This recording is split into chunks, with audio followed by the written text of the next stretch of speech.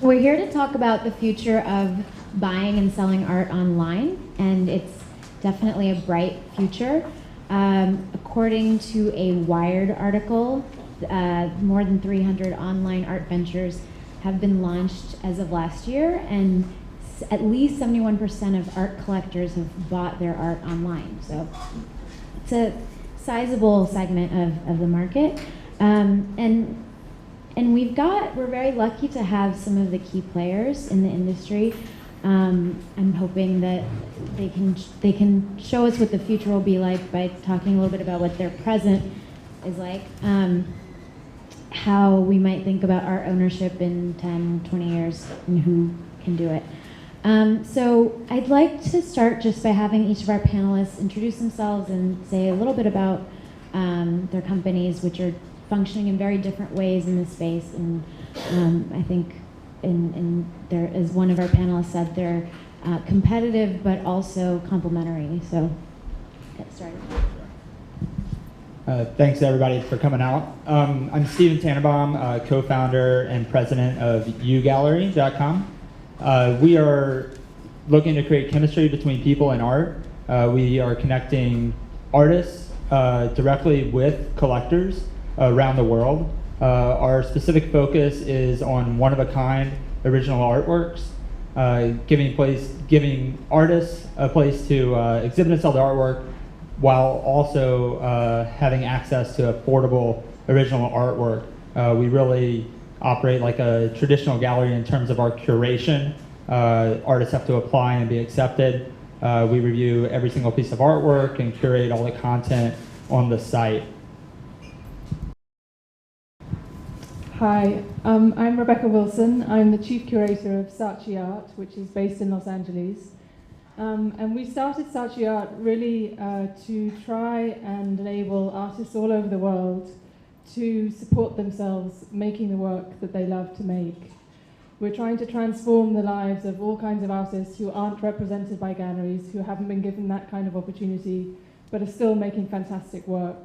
And then at the same time, to break open the art world, which for a long time has been fairly difficult to become a part of, and to make it more widely open to many people who love art and would like to start buying it.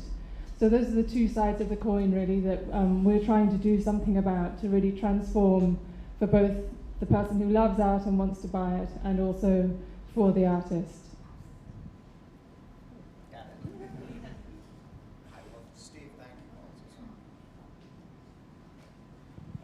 Hello? All right, wow. All right, I'm Chris Broom. I'm the founder of ArtSpace. ArtSpace is a transactional platform.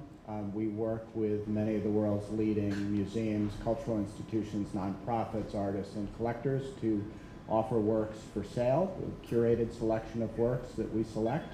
And also we provide a great deal of editorial information about art movements, information that really removes, or is designed to remove, some of the opacity that we think exists in the art world and create broader engagement with a global group of cultural consumers. Hi, I'm Alexis Trent. I'm the co-founder and CEO of Artsicle. Sorry for the cutting out.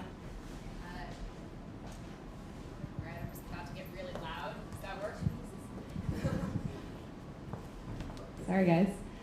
We're building a platform. It just doesn't work. Yeah. All right, I'm really loud. Does that work? No, it was working. Okay. If you want to be in the video.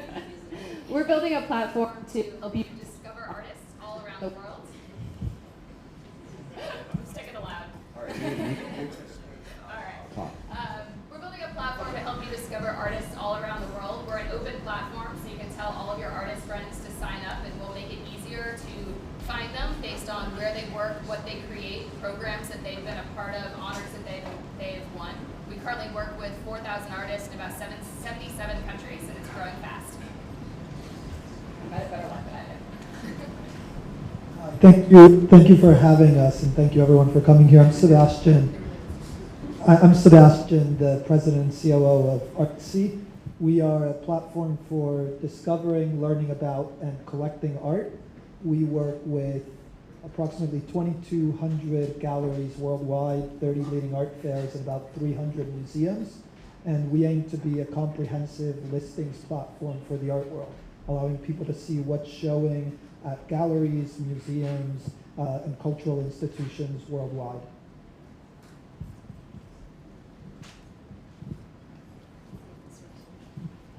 And I'm Mallika Rao. I'm the arts and culture reporter at the Huffington Post, and I'll be moderating. So I wanted to start just by asking each of our panelists a question specific to the work that they do, and then ask some more general questions of the panel, and then we'll open it up to the audience for a question and answer session.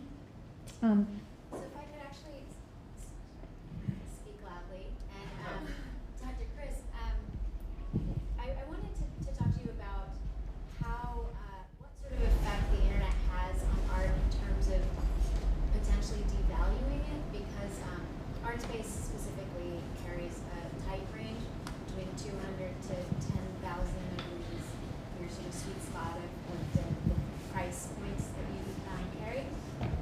What happens to a $10,000 piece of work that's being shown online next to a $300 photograph versus being seen in a brick-and-mortar gallery next to only works that are comparable price? Does it change how you price them? Does it change how people see them? So, okay. Okay, a couple things. So, the art market is a $65, $70 billion business that is in the process of this internet transformation that all of us are participating in. And I think, having looked at a lot of retail models over time, that the advantages conferred by our channel will ultimately lead to $10 to $15 billion of that migrating to the web. And the internet facilitates, in my opinion, two things. One, it facilitates greater transparency. So there is the greater ability to compare prices across artworks. And over time, that type of transparency will tend to have a dampening effect, all else equal, on pricing, particularly in the secondary market. I also think that increased visibility and increased transparency expands the market. And so you have two countervailing factors at work. You have increasing price discovery, which is good ultimately for consumers and will lead more of them to participate. And you have this expanded market. If you have more demand, then that will create an upward pressure on pricing. Art space sells works that start for a few $100s by many of the leading artists in the world, and we've sold works over $100,000. And right now we have works on the site in the $1 to $2 million range. Is not typical for that level transaction to take place on the web in an unmediated fashion. So I think over time, the sweet spot will continue to rise. It is under $25,000 today. I think that moves up, particularly for artists that are very well known and with the relationships with collectors who know what they're looking for. Does that answer your question? So I don't think that there's a notion of, I think when you talk about devaluing it, are you saying from a, conceptually a $10,000 painting next to a $300 photograph somehow devalues it? Or from an artist's point of view, is there any hesitation about selling a work online, especially a high quality piece of art? There is certainly trepidation because it's typically an old school business that's in the process of migrating online, but we hear that less and less. And ultimately, for the higher price point work, there are other factors at play. For example, a dealer may want to place a higher price point work specifically with a collector who may want to donate it to a museum. That's an area where we can add less value, honestly. I just wanted to say that I think also what's changing is not actually the value of a work of art, but who is actually conferring that value on a work of art. And I think that the internet, obviously it means that many, many more artists are selling works, many, many more people are going to be able to buy works, they already are, We sell more works by emerging artists in a month than most galleries. Looking after emerging artists would sell in a year. Just to give you a snapshot, we've sold works by artists living in 100 countries to collectors living in 80 countries in the last 6 months. And the reason for saying this is that I do think it's going to, there is going to be some impact on this whole question of value, not just in terms of price, but who is actually saying, is this good or is this not so great? And I think historically there's been a limited number of galleries and a limited number of collectors who have actually had that power. They've managed to say these are the artists who will exist and continue in the canon and all the rest of it. And you know, they may well be right, but there may now be a chance for more people to become a part of that picture and to have some say. And also on the value question, artists work up their price points over time. They aren't going into a gallery and selling their works for 6 figures tomorrow. So as the online galleries and the companies here, including us, as we're kind of mature ourselves in terms of our own businesses and our own galleries, our artists will evolve as well with us, at least from the emerging artists that we work with. Like we have one of our artists here in the audience tonight, Piero, and he moved to New York from Peru. I mean, he sold over $80,000 of artwork through U Gallery. So it's allowing him to, pursue his passion and career as an artist, but his works have steadily evolved and matured and appreciated in price over time. They haven't, quadrupled overnight, but we definitely look to grow their careers as an artist. Alexis, this question is for you. You're kind of an expert, I think, in the young market, both in terms of buyers and in terms of artists. Artsicle started out as a rental service, so you could kind of rent and see if you liked it and then decide to make the purchase. It's now much more about selling. But I thought maybe you could talk about why traditionally the art world has been so closed off for young people, and what about the internet is making it change specifically. I think I can definitely echo a little bit of what Rebecca was saying, that part of the big change is around who's creating value and in whose eye that value is being deemed. So for the younger crowd, the newer collectors buying from us, they're increasingly comfortable deciding for themselves what that value is. The simple question of, do I like it? Will it bring me joy? Will I enjoy having it in my home or in my office or in my life in any way? Has more value to a lot of young collectors than will my grandchildren be able to sell it someday? Which is a very different question for a very different type of collector. And I think we're increasingly seeing that from our artists as well. At some point in your career, it's great to wonder whether or not someone's going to acquire this piece and donate it to MoMA someday. But at the beginning of your career, the goal is someone going to acquire this piece at all? Am I going to continue to buy paint? Can I afford to pay for my studio? And we've been focusing on solving those problems. Keeping the best creators created, I think, creates the next generation of incredible artists. And instead of letting a very small number of people, which is the established art community, to decide who those people are, we're trying to open it up to a much larger audience, which is the general public of consumers. It's sometimes a good thing. It's sometimes a bad thing. We're aware of that.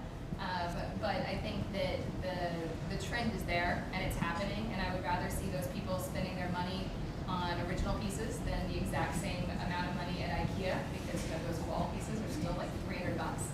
Take the Bushwick, spend $300 on a real piece, it would be great, you'll love it. So it's entirely answer your question, but No, it does. And actually, can you talk a little bit about how you source your art? I think go ahead. Sure. So the platform is open now, so any artist can create a profile, but we're really active in the community, particularly working with open studio events, studio buildings, other community organizers to help them promote what's happening in their neighborhoods and in their communities using the tools that we've built.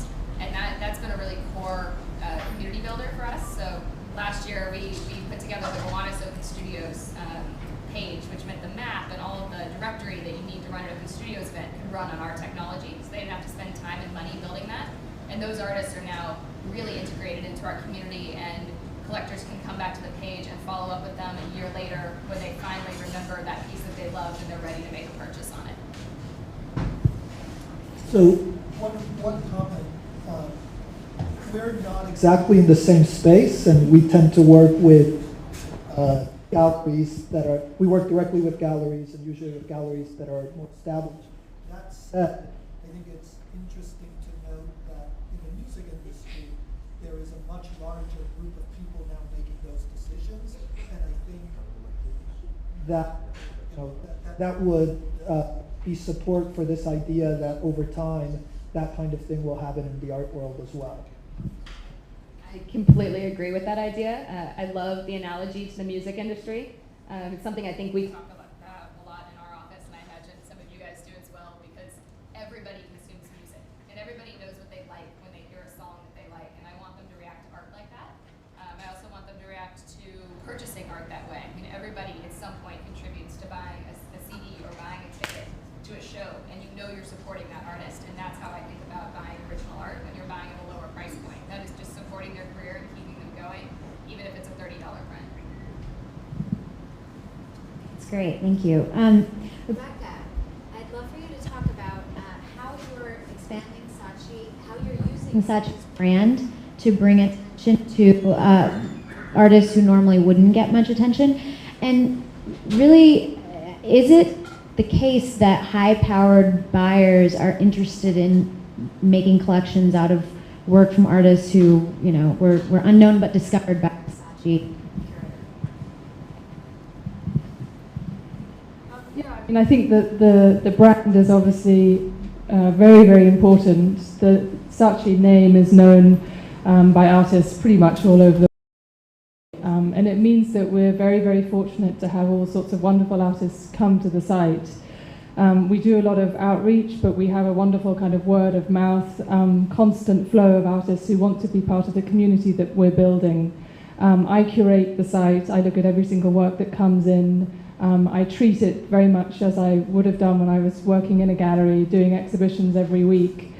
And so yes, I mean, I think that the name, the brand is extremely important from the artist's point of view. I actually think it's also resonates quite powerfully amongst people who either collect regularly and they're on the circuit going to fairs and they go to auctions and they visit galleries, but I think it also resonates with people who don't necessarily do that, but they have an interest in art and they like to go to museums. They may read the culture section in the newspaper and they have a general interest, and I think that the name does count for something. And I think it's critical in terms of trying to create an environment online where you need to have confidence and trust for it to be successful on both sides, from both an artist's point of view and from the buyer's, the collector's point of view. So it's very important for artists to feel that they are part of something which isn't Amazon. It's dedicated to the love of art and supporting it. And I think that the name signals that. And I think in terms of people feeling confident about it, to know that there are curators who have a great deal of expertise. I've been working with emerging artists and doing exhibitions for almost 15 years. And the knowledge from both an artist and someone who might want to buy their work, that there is this kind of filtering process, that someone's looking very carefully at it, making recommendations. I run an art advisory service through Saatchi Art as well, which is entirely free for collectors, people buying art, but I recommend artists' work who I think might be appropriate to what someone is looking for. And I think all of those things we're able to do under the brand of Saatchi because it is so powerful. Has the internet changed how you're finding these artists, or what are you looking for? What's your process? Well, as I said, I mean, we are very fortunate. We have this wonderful, flow of artists coming to us. But I do constantly look for new artists. I go to all the jewelry shows that I can, and I'm constantly actually looking online a great deal. Obviously, I go to galleries as well. I haven't just become glued to my chair. But one of the best places to see art by emerging artists is inevitably going to be online, because they don't get shows in galleries, which is precisely why we started Saatchi Art in the first place. That makes sense. Sebastian, I wanted you to talk a little bit about the role of the gallery in the future. I know that Artsy really works in tandem with galleries versus, for instance, UGallery, which kind of cuts out the gallery's role. So is this the case of bookstores killing Amazon, Netflix killing Blockbuster? What's going to happen for galleries? So I think galleries provide two kind of main functions for artists. One function is developing the career, finding artists, discovering them, supporting them, and developing their career. The second function is finding buyers to sell that art to sell the art that they produce. And for the first function, I think, especially when artists reach a certain level, the internet is not in a particularly, I think is not a huge kind of advantage in doing that. So the service that a gallerist provides for their artists is more kind of strategy consulting, if you will. Whereas for finding collectors, it almost seems old-fashioned to think you're going to open up a retail space and all the right people in the world will just happen to walk into your gallery. And so it's clear that the internet, as has happened in every other industry, will help galleries reach a much larger audience. And so I think in a platform like Artsy, the goal is to allow them to leverage the same, to leverage the internet to just reach a much larger audience and to provide tools for them. So whether it's the Folio iPad app we create so that they can show works at fairs, or whether it's the content management system we provide to the galleries, or whether it's analytics tools that allow them to say, okay, I'm going to an art fair, should I bring this artist to Art Basel in Hong Kong, or should I bring this artist to Sonamaco in Mexico? Where is the kind of right market for each artist? And so I think all those kinds of services will be very valuable, and I think the internet allows people, allows dealers to much more effectively find an audience. Whereas I think the part of representing artists, I think galleries will continue to play roughly the same role, at least for the foreseeable future. So you don't see a situation where, I mean, Saatchi is investing heavily in their online presence. Do you think that brick and mortar galleries serve a purpose that they cannot, serve the equivalent purpose if they move completely online? I think there is some trend in the art world towards an agency model to non-exclusive representation. So the idea that you as an artist have a relationship for 30 years with one gallery is probably going away, or at least it's becoming less of a percentage of the total market of artists. But that's just going to an agency model, and you see that across many other industries. And I think essentially, once you reach a certain level as an artist, it doesn't make sense for you to be spending your time kind of promoting yourself, marketing yourself, selling your work. And you pay a dealer to do that because your time is better spent making art. And I don't think that's going to change. So whether it's exclusive representation, more of an agency model, etc., that service will exist. Yeah, and a stat that I don't think any of us would argue that the experience of being in front of a piece of art physically is inferior to the experience of seeing it online. I mean, it's our view that if you can't see it in person, it's better to see it online and get information about the artist and understand their practice, but the experience of being in front of the artist, in front of the art and meeting the artist, engaging with them is always going to prevail. And that can be complementary, right? So there is that work very well online. You can get more data. You can look at things in a, I guess, sometimes more contemplative and kind of quiet space and not be as rushed, etc. So I think the two complement each other. And when you see, my 2-year-old son swipes the TV screen, right? And it's very clear that he will be very comfortable online, and that the question of will he buy art online will not even be asked. It won't be a question. And so I think the key is how do you kind of combine both of these experiences. Online, mobile, etc. is becoming increasingly larger kind of part of our lives? And how does that complement the physical experience? Absolutely. That's something that we saw with Gowanus Open Studios. I imagine you see it with art fairs.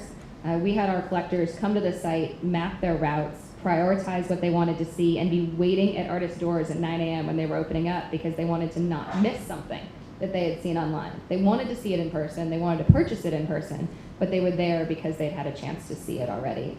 Or they weren't quite ready when they went home at the end of the night, but the next day they were, and they were able to contact, follow up, and make that next step. So there's a very hand-in-hand opportunity, I think, for galleries, for artists, for everybody at every tier. That actually leads well into the next question for Stephen. So U-Gallery functions as the gallery, essentially. You drop ship work from artist studios to the customer. And in your model, if this were to take over, obviously the gallery would be directed a little bit. So could you talk about your perspective on the gallery's role? So I think we've all agreed that the physical galleries aren't going anywhere. Chris mentioned it's a $65 billion art market. So there's no doubt that a number of sales are going to transition and migrate online. But it's going to be a much more faster growth pace. Most successful artists are represented by multiple galleries. So at U-Gallery, we are the gallery. We infuse a lot of elements from the traditional gallery into the online business model, which makes us much more scalable. We're able to represent a lot more artists, but our reach is a lot farther. We have an artist, Seth Couture, that lives in Northern California. He just got on the site in February. We sold 8 pieces in the last 4 months to VC in the Bay Area, to a client in Hong Kong, and another client in Australia, not to mention up and down the East Coast. There's no way he could have connected with those collectors. And we also have another artist, Sheila Finch, in San Francisco, who has her artwork. She's a more mid-career artist. She has her artwork in the local galleries.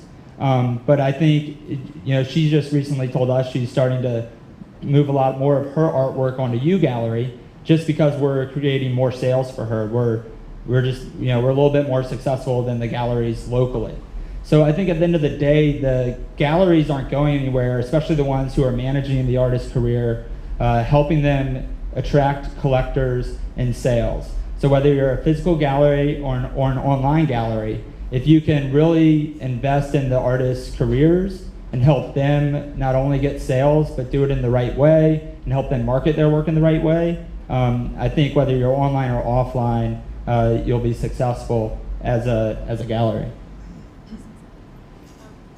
One of the great things about the internet is that this traditional art world, which has been really dominated and kind of controlled by galleries. And the number of times that I've gone to an artist studio and they're just waiting for someone from a gallery to come by, and then the person doesn't come and they're disappointed for a week. It happens all the time, and I think what the internet is actually doing is it's giving artists a great deal more control. They can decide where they show their work. They might have a body of work that they're ready to show, but if they were in a gallery, most galleries do 10 shows a year. You're at the back of the queue if you're not doing that well, or to wait.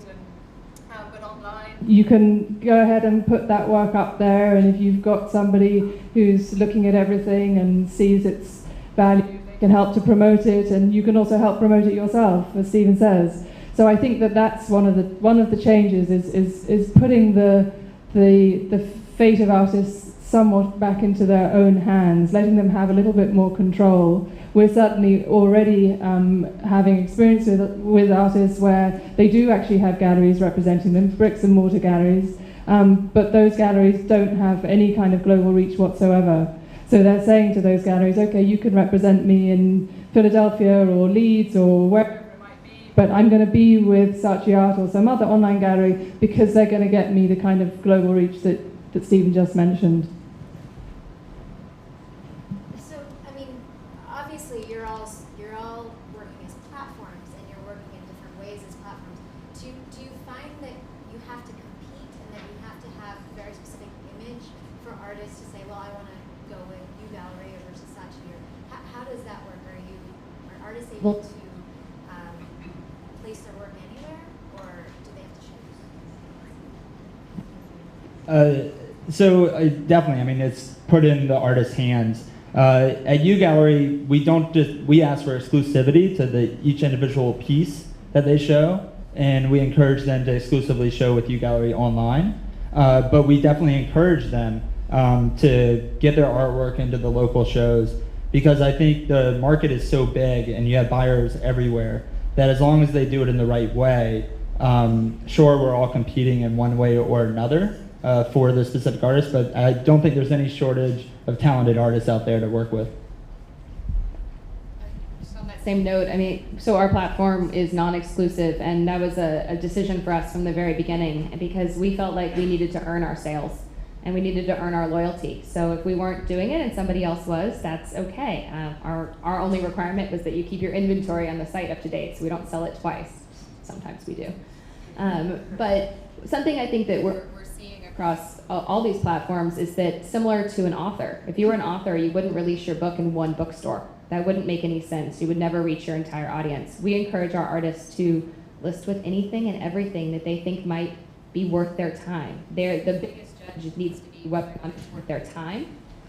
You know, that's an important consideration. They can't make more time, but they should be showing their work with everybody who's having success with them. And that's something that we actively encourage, and as a result, I think, can cast a very wide net with our brand and make sure that the right work is shown to the right people at the right time. We don't ask for exclusivity either, for many of the same reasons. The only time that we do, and I think it's perfectly reasonable, is we have, in parallel to what we do online, which is the core of our business, we have a program of offline events and exhibitions. So whether it's that we take over a space somewhere, or we do a collaborative exhibition in a hotel or an environment where people perhaps aren't necessarily used to seeing art, and again, part of this thing of opening it up to more people, getting people to see art in different environments in unexpected ways, then I would say you need to have that work with us exclusively for 3 months or 6 months or whatever it is. But I think in terms of having artists come to the site, I don't feel competitive with other sites. I feel, as Alexis was saying, if we're doing a really great job, then they'll stay with us.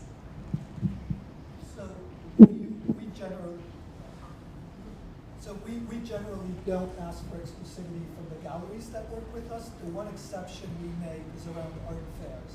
So art fairs are this very intensive period where often the production of the works is finished right in time for the fair, and there is maybe only a handful of days between when those works are actually photographed and ready to go and when we want to launch a fair preview. And we found that if galleries get multiple requests for that information, it ends up diluting the experience, and essentially they don't know whom they're listing, etc. And so as we've had more success with art fair coverage, we ask the art fair partners that we be their exclusive online partner. And what that's resulted in is that right now you can see for most major fairs, you can go and see between 70 and 99% of exhibitors at a major fair will have 10 plus works from their booth on Artsy several days ahead of the fair's opening. So we all get the cards from the fairs allowing you to see the works earlier, but you can often on Artsy see things 2-3 days before the VIPs do. And so that's, I think, an opportunity where exclusivity has an important role. Beyond that, I agree with Alex that artists and galleries need to figure out, as the space is growing, who can make sales for them. So I'm wondering, the word democratizing gets thrown around a lot when you're talking about online art. But obviously, every platform will inhabit a different space in the market. Not everyone's going to be able to buy six-figure art on Artsy or on ArtSpace. Do you think that there is actually a democratizing effect, or are we is everything getting stratified kind of, on a larger scale? Or is it happening in terms of the art that's that's getting seen? What do you think that word means in this field? I think there's definitely a democratizing effect. It just has a lot of different meanings. It's just gonna drive me nuts. So it's gonna be loud. So I mean, I think sites like Artsy are democratizing access to the gallery level. That doesn't necessarily mean you can suddenly buy a $100,000 piece just because you can see it. But the fact that you can see it is a good start, because if you don't live in New York, you might not have otherwise had that access. So that's a level of education and a level of access. I think the big change that we're seeing, something we were talking about before, is who's deciding what has value and who's deciding what is seen at all. There's now no gatekeepers to what is seen. Anyone can post anything on Tumblr, right? And they do. They post lots and lots of cats. So anyone can get their work out there. So that doesn't necessarily mean it's good. That doesn't necessarily mean it belongs in our canon of history. But it does mean that there's an opportunity for someone to say it's good for me. It's right for me. I enjoy it. And I mean, to me, that is the root of democratization. That is me having a vote. That isn't me having all the votes. It's me having one vote. And that's something that I'm really excited about right now. I think it's also, so from art fairs, from art fair coverage, one of the things that people look at is we release statistics around what artists were most popular, what artists were trending, etc. And we do this cautiously. I think you can get kind of regressions to the mean and things that are really kind of not helpful if everyone is kind of looking at all the same things all the time, etc.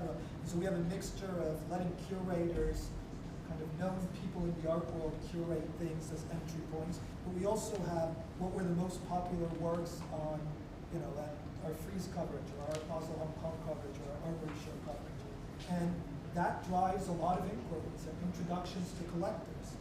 And so, you are having this kind of popular voice that is another way, another mechanism for deciding what art is valuable. When you now walk into the Art Show or the Collective Design Fair and you see these artsy columns that show you what artists are trending, there's a lot of people looking at that information and they are going to the booths. And I heard recently at Collective that there was galleries trying to game the system, which is always a great sign when you design something that people are trying to game, and they're like gaming it by favoring their works to get their artists up there because they know that collectors look, and then they'll come to your booth, right? So then our engineers will work on trying to fix that, and hopefully we'll start like a nice battle with the galleries, and they'll know that it's working.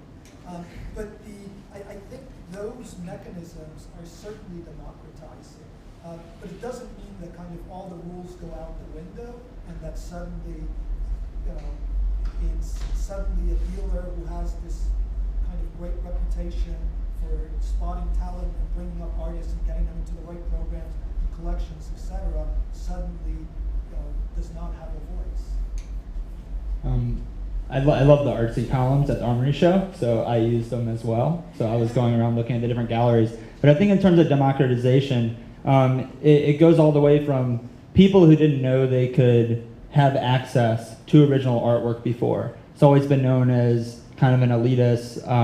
You have to have a very fine education, a ton of money to even walk into a gallery, are now learning through all the different sites about original art, fine art, the art market, how it works.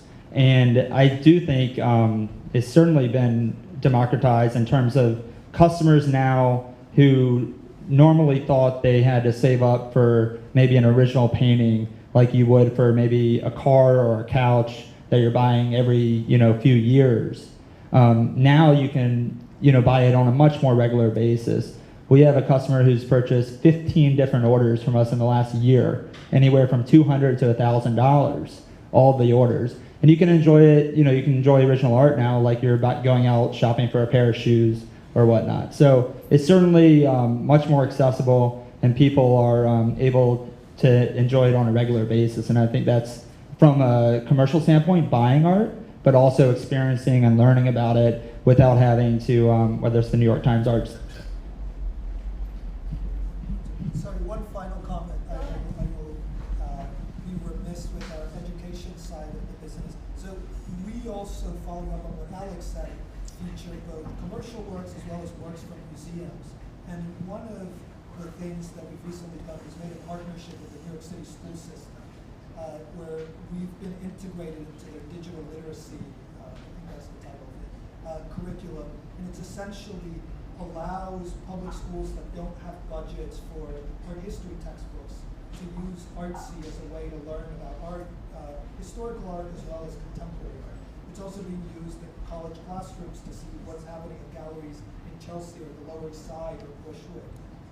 So I think there is, from that perspective of access to information and for giving access to potentially New York City school kids or school kids in other cities that don't have museums nearby, I think that part is very important as well. Can you all foresee a day when an online platform behaves as an agent in the way that a gallery does? Is that happening already? Do you think that's bound to happen? I mean, you tell me what you think. I would argue that's what you guys are doing with U-Gallery in a lot of ways. I would argue that's what we're all doing on some level, but particularly that's how I envision the agent model is very much what you're doing. Yeah, I think it speaks to kind of what I mentioned earlier in terms of the artist evolving, and we view a lot of our artists evolving with us as a gallery.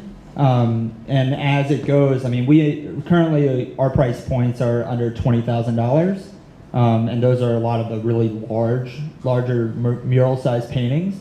But as we envision, 20 years down the road, we view ourselves as, being able to represent artists that we represent now, evolving and growing their careers through us and potentially other galleries as well that they're represented by, but selling their works for 6 figures. So it's definitely migrating that way, but there certainly will be both. And then this was touched on before. I think Chris might have brought it up. It's not really possible to replicate the experience of seeing a piece of art in person. I know that some of you have systems in place like return policies or trial periods. Can any of you talk about how you try to overcome that barrier? Yeah, I mean, as Chris said, there's nothing like standing in front of a work of art and falling in love. But I think there are lots of ways that we can begin to get close to that online. And one of the great things for me, I've worked first of all in book publishing, then art magazine publishing, then for a bricks and mortar gallery. Now I'm working for an online gallery. And one of the great things for me is being surrounded by all these amazing engineers who are building all sorts of incredible tools. And are currently working on some things that will help to give a much greater sense of what that work might actually look like on your wall, in your environment. So I think it's a very emotional experience, thinking about buying a work and then actually finding the work that you do fall in love with. And somehow it's a challenge, but we feel that we can get pretty close to trying to replicate what that experience might be online. With technology, I hope, we're going to kind of get some way down the line in terms of doing that. Already, we do basic features like you can see a work in a room, and as Mallika says, if you don't like it after it arrives at your home, direct from the artist studio, shipped by us, you can return it within 7 days. So there are measures in place to try and help with that, but I think we can go much, much further with advances in technology to somehow get over that emotional hurdle as well. I would argue that the return policies are more reflective of how we shop as people these days than they are of seeing art online. And if I go down the street and try on a pair of pants, I can return those pants. I mean, I saw them, I tried them on, but I got home and I didn't really want them. I think that's something, our experience personally has been when art is returned, it's extremely rare that it's because it wasn't what they thought it was going to be or that the image was inaccurate or something else. Technology fixes those problems. It's because they didn't properly measure their wall and it doesn't look right. It's because their husband hates it and they forgot to ask. It's because for some reason it makes them sad when they look at it and they didn't realize that. It's for human reasons. It's rarely things that technology could fix. So I think that's a challenge for the shipping industry more than anything else, and that's a different panel, smart shipping, but something that I think we're all addressing as well. I think it is, though, very reassuring. For example, last week somebody bought 2 paintings from our site, each close to $40,000. And it was very reassuring to him to know that if they arrived and he didn't like them, that within a week he could get a full refund. So I think it is a combination of, you're absolutely right, that's just how we've come to buy online. But I think there is something that we have to do to get around that thing. If you haven't walked in the shop and seen it in the flesh, so at least you're going to see it in the flesh and you can then send it back if it isn't what you're expecting. And that happens in galleries, right? People send things on approval all the time, and in galleries you know that if you send something on approval, it's almost as good as sold, and occasionally the husband or wife doesn't like it, but generally speaking, that's what you want to do, get it on someone's wall. And then finally, I think this is the last question, and then we can move to the audience. But do you think that there is a deeper paradigm shift that's happening if art is accessible to everybody, original art, and resources are accessible to everybody, and it's no longer a luxury good in that sense? Will it be devalued at the top levels? Will the price go down eventually for all art? All right, well, I'll kick off really controversial. Go for it. I don't care. The top value of art to me is not why great artists create great art, which is what's more interesting to me. It's driving a different world. It's a different market. It doesn't affect the creation of history. It doesn't affect most of our day-to-day lives. I think if the top part gets devalued, that's because money is being spent across the board. I don't think that $70 billion being spent on art is going to shrink anytime soon. I think the pie is going to grow, and it's going to grow going to a lot more artists with a lot smaller checks. But that could be a lot more people continuing to actually pay for their studios instead of a handful of people hiring all of those artists to work for them.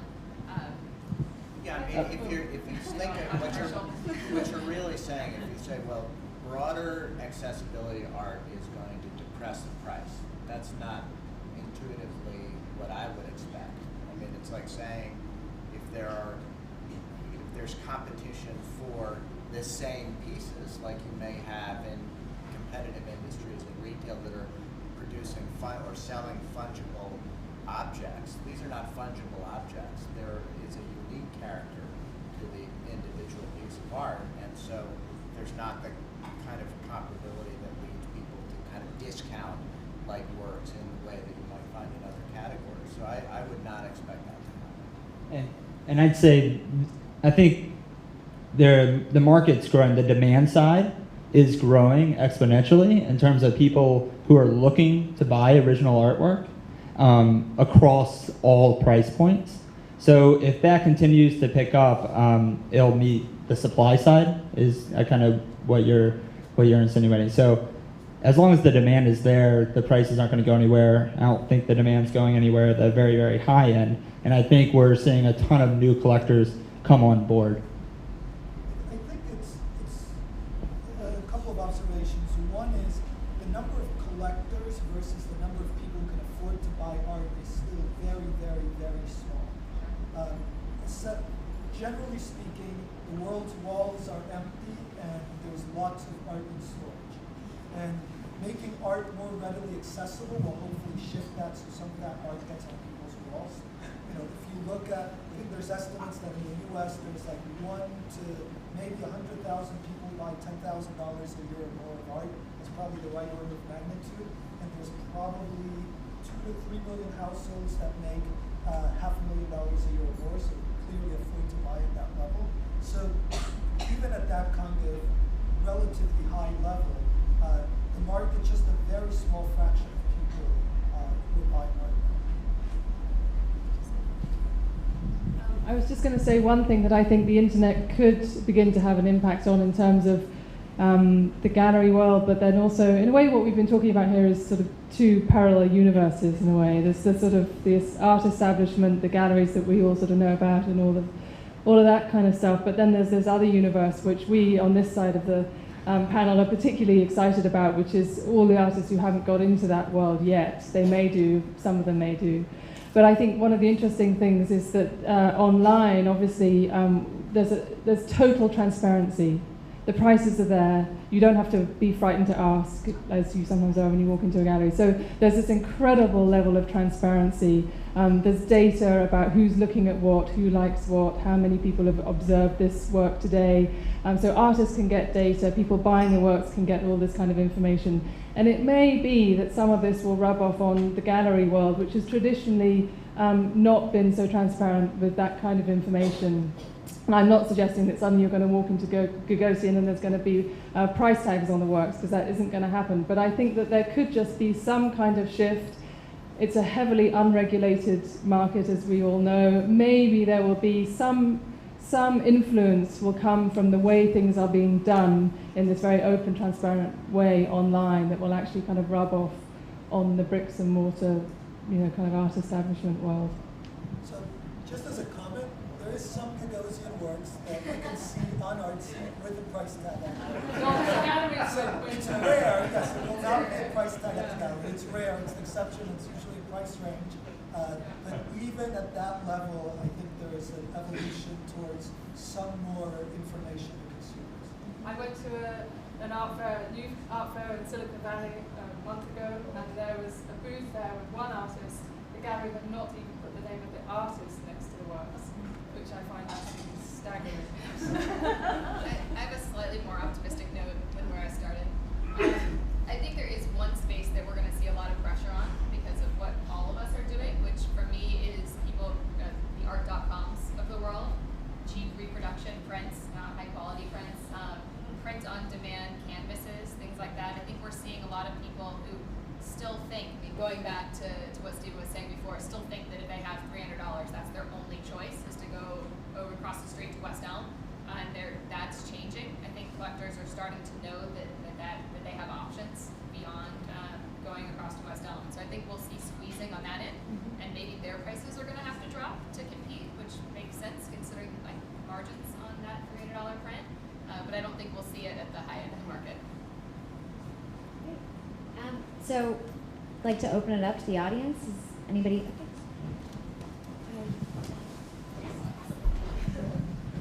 So I'm just curious about like how you are reaching these new collectors, like SEO, like social media, like how are you reaching them? Yes. all of those things. So, I think there is, for us, there's been a series of channels that bring new collectors in. One has to do with building a brand. I think in general, that's incredibly important. And so we, from the beginning, have always thought about how do we maximize brand equity for the company. I think another one for us that's been very important is our art fair partnerships. And so our fair partnerships are essentially cross-promotional. So we put on this microsite and we do the work of getting all the galleries to give us the work, and we write editorial coverage, email all the works, etc. And the fair reaches out and promotes the Artsy microsite, which in turn brings people there and a kind of very well-qualified people to the platform. So every fair we do, we have more people on the platform who regularly buy art. SEO, I think, is also very important. So it really is a kind of multi-pronged strategy.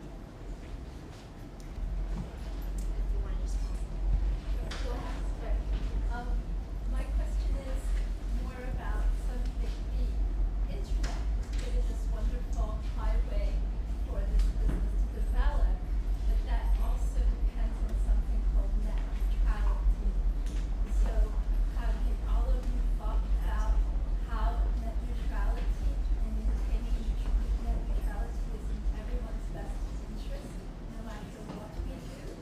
And if, as a group, maybe we can have some kind of push to make sure it stays neutral for the benefit of all humanity. Yeah, I don't think you're going to get any arguments up here on that one. Sure. So the question was, how are all of us as technology companies thinking about the impact of net neutrality, which is effectively the idea that there could be a fast lane and a slow lane for the internet based on the ability to pay for how fast your data is being delivered. And as you can imagine, most of us would be in the slow lane as smaller companies compared to Netflix, who would be in the fast lane. And I have a feeling feeling, without speaking for everybody, that we're all pretty confident in the net neutrality category. So this panel is about the future of art online, and arguably the whole discussion has been about sales most of the time. But when I think art, and when I go to Frieze, and when I go to Chelsea, or when I go to the museum, it's not about me buying art, it's about me experiencing art and enjoying and discovering art, etc. So my question to you guys, all of you guys, is what do you do to help me if I'm not just looking to buy, but actually I'm looking to explore and enjoy? We have 95% of our users don't make inquiries.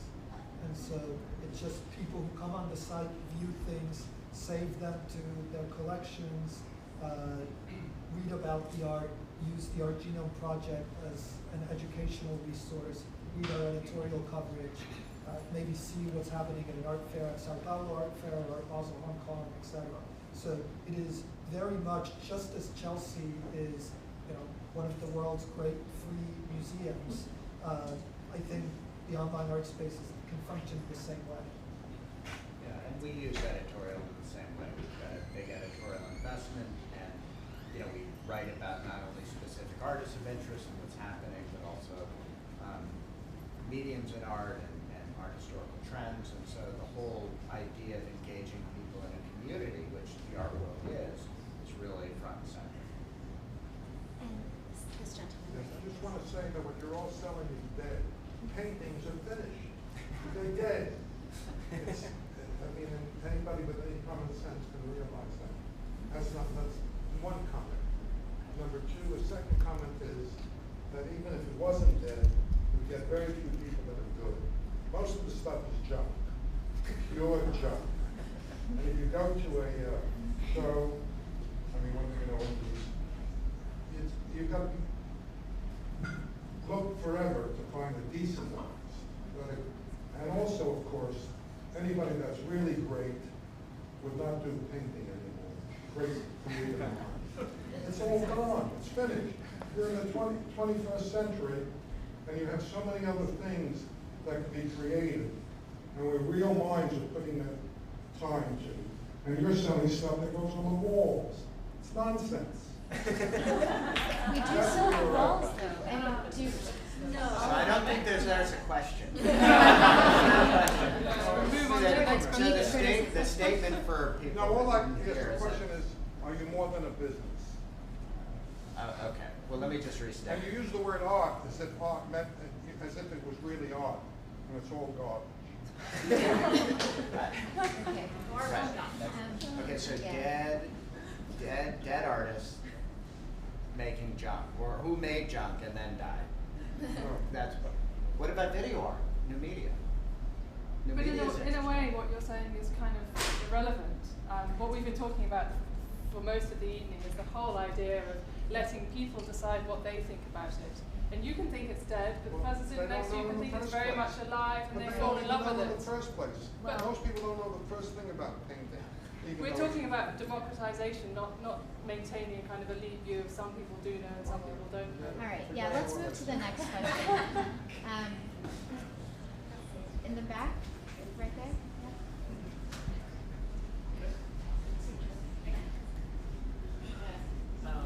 Yeah, so this question kind of piggybacks a little bit on that idea, but it's really about data and the availability of data, and whether a clever artist or gallery could kind of hack into consumer preferences using data science, and whether you see that happening. I mean, could an artist figure out that consumer preferences are trending a certain way and mimic that, and what effect could that have on the relationship between the artist and the consumer? So I'll repeat the question, which is how are we thinking about big data, and how is that impacting how a clever artist or gallery could kind of corner a part of the market by understanding what's trending, just a little bit what you were speaking to. I could say for us it's something we think a lot about because we have a choice as to what data we release. And I know what would happen if I released some of it. If I released what the popular color size and price point was, I know I could tell you what my site would look like tomorrow. It'd be a bunch of blue abstract paintings, because I sell a lot of blue abstract paintings right now.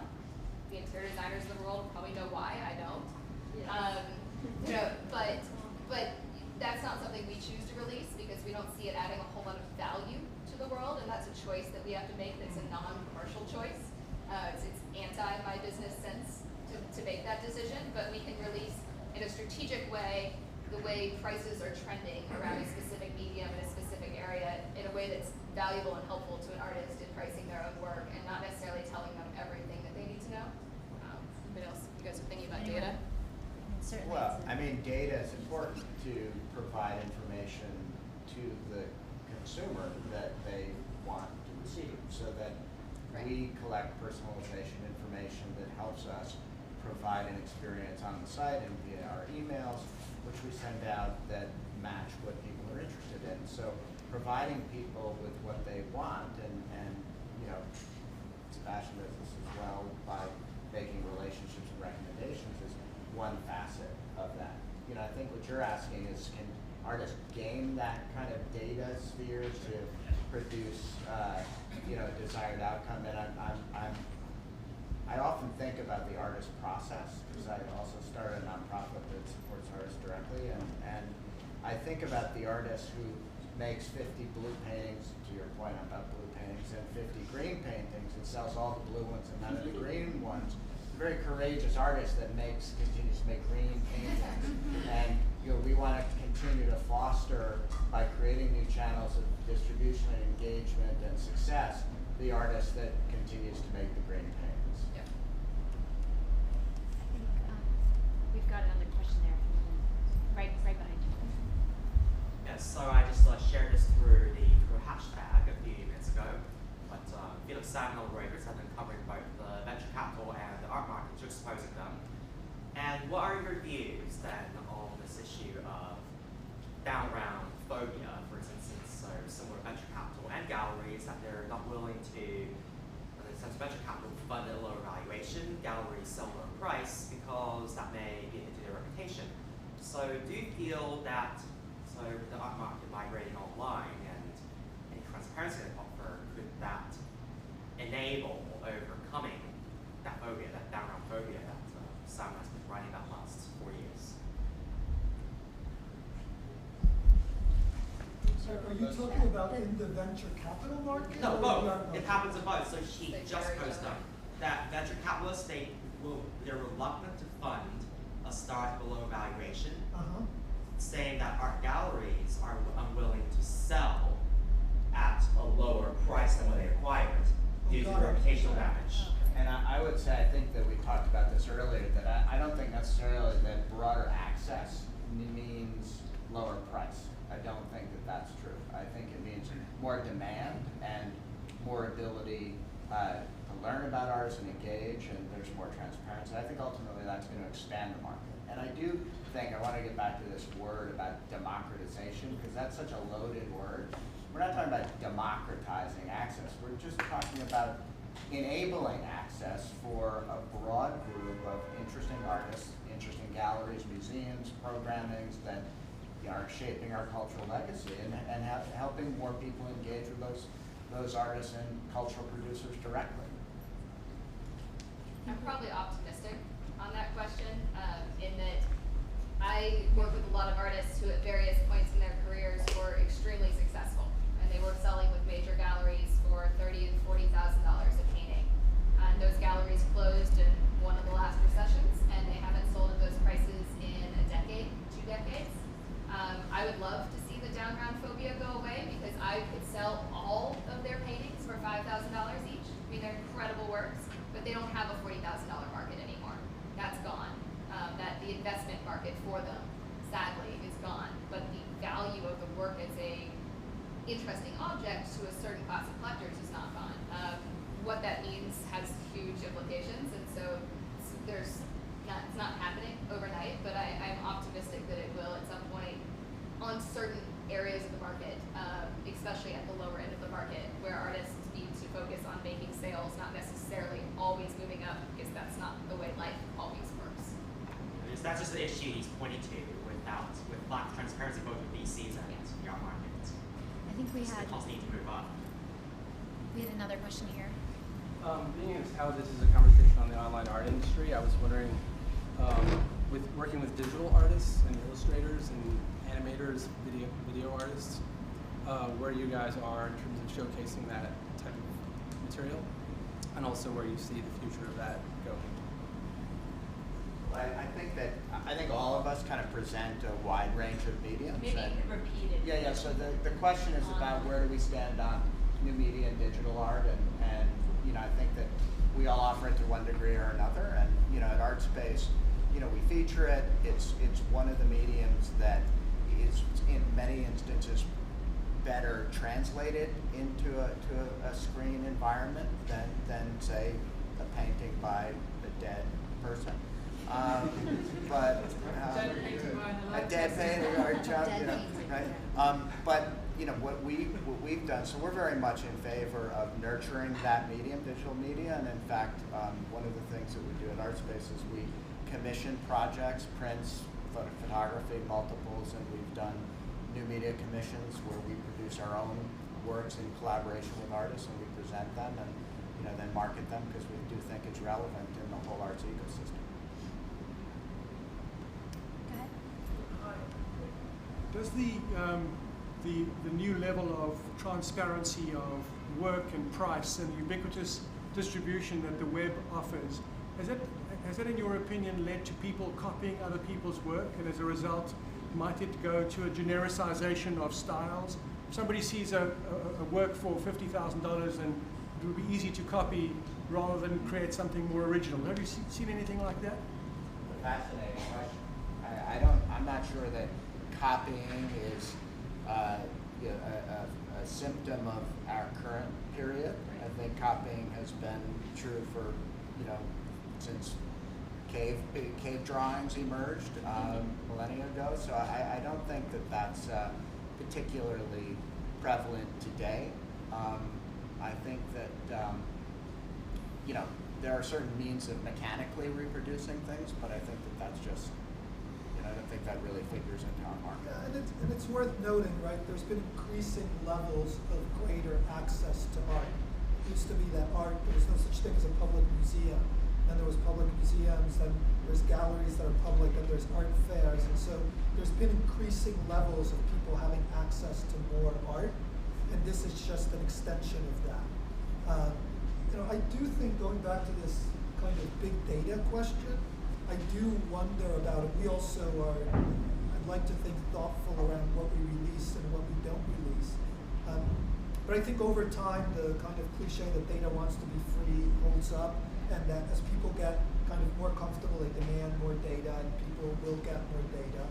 And when you shift from a kind of nebulous arts writer saying, well, these were the trends at Frieze this year, and it's using kind of very imprecise language to these are the works that are most popular, or these are, or let us kind of abstract, these are the styles. So when you can get kind of more precise analysis, will that get artists to think